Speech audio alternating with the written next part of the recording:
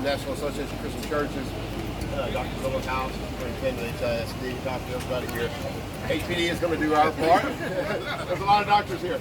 No, we're going to do our part to help out because we know the youth community is struggling, and that's what back over. Amen. We were together yesterday, and so he is representing on this honorable day tomorrow when we honor the fallen in Washington, D.C. And you know what? We multitask. Chief is doing his duty, and he has great cabinet. Chief, going to be a hospital product as long as we can get it and help as many people as we can. The joy that I'm seeing, just to be reminded that we need to deal with their needs. Yes, sir. Congressman Lee, my paraphrase from our people on our stream. Yesterday, the president made a statement about giving formula to immigrants crossing the border. There was a major pushback by our Governor Abbott.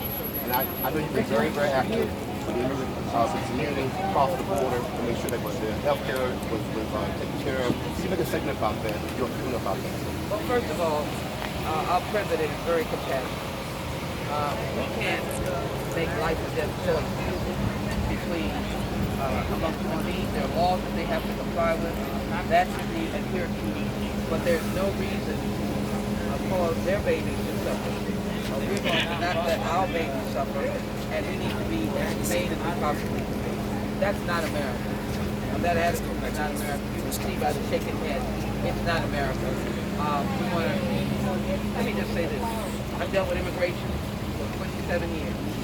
I've been the lead person on the immigration subcommittee. I've written major bills that I wish the Congress had passed.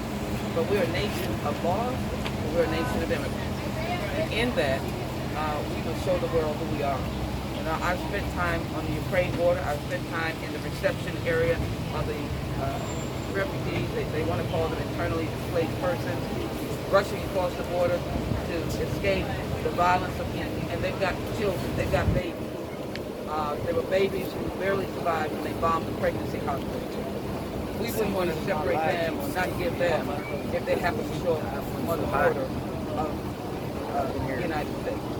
So let's be the kind of nation that people know that are trust. Thank you. Speak on the public health aspect of being able to, or of the public shortage and being able to.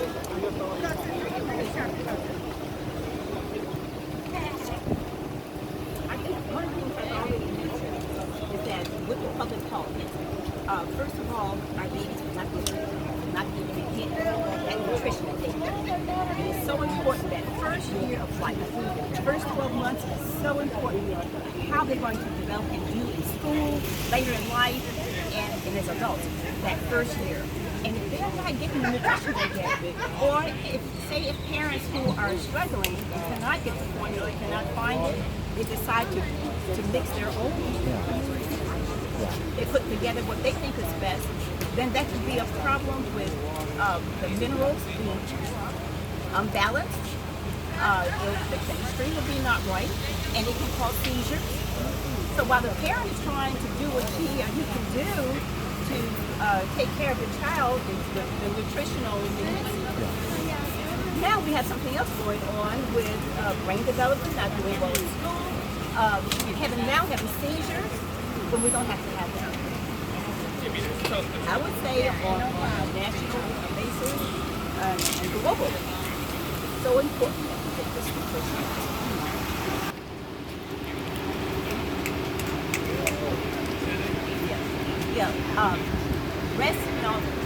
Breastfeeding as well as the formula. I have noticed, I've been practicing for many years now, 40 years. There has been a time when parents weren't really stepping up to breastfeeding initially.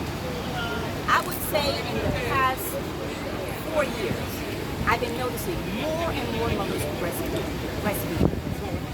But there comes a time when they might not be able to breastfeed. Okay, the mothers say